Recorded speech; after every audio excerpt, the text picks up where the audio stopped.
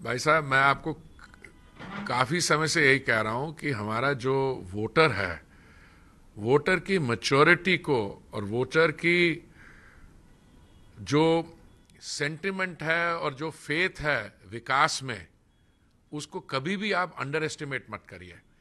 जो दिल्ली के general election में 2024 में और इसके बाद ये जो कांग्रेस पार्टी झूठ और भ्रम फैला रही थी, वो तोड़फोड़ की बात कर रही थी।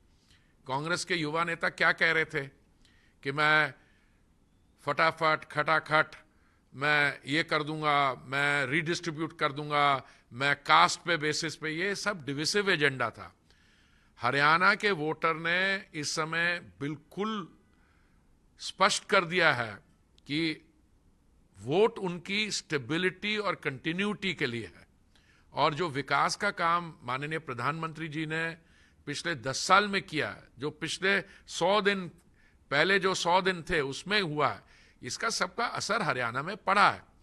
दूसरा मैं आपको बताना चाहता हूं, कांग्रेस की स्ट्रैटेजी आप देखिए और उसके साथ जो लोग जुड़े हुए हैं। एक आम आदमी पार्टी जो दिल्ली की राजनीति में एक्टिव है, उन्होंने 90 सीट हरियाणा में थी, 90 सीट जम्मू एंड कश्मीर में है, उनका एक एमएलए जीता, उसकी परसेंटेज निकाल लिए 180 में से एक।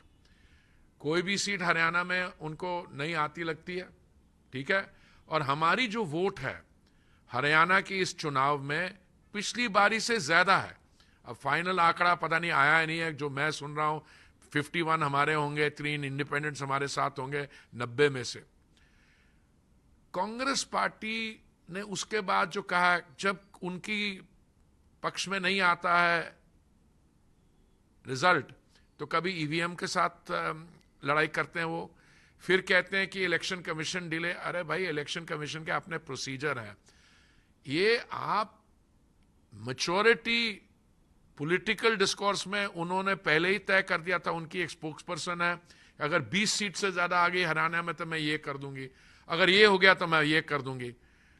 देखिए, जहां पे इनकी सरकार बनी भी है, अब मैं आपको बताता हूं, कर्नाटक और हिमाचल। कर्नाटक में मुख्यमंत्री महोदय की मैडम धर्मपत्नी ने 14 प्लॉट उनको दिए गए हैं। पहले उनसे पूछा रहा है तुम्हारे पहले कितनी तुम्हारे पास एसेट्स हैं, और ये 14 कैसे? कह रहे money is not exchange hand but I am willing to return it.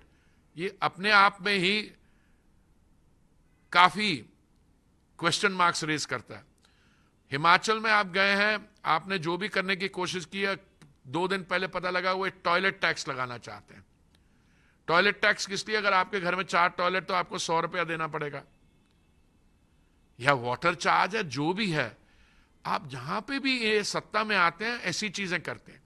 ये हरियाणा का जो रिजल्ट आया है, मैं इसका सिर्फ स्वागत ही नहीं करता हूं, मैं माननीय प्रधानमंत्री जी को, भारतीय जनता पार्टी की सारी टीम को, माननीय प्रधानमंत्री जी के नेतृत्व में उन्हें ये, जैसे आपने बोला, 3rd टाइम हैट्रिक और इतने कन्विंसिंग मार्जिन्स हैं, इसको मैं इन सबको बधाई देना चाहता हूं। If you like this video, then like, share and subscribe to ET Now.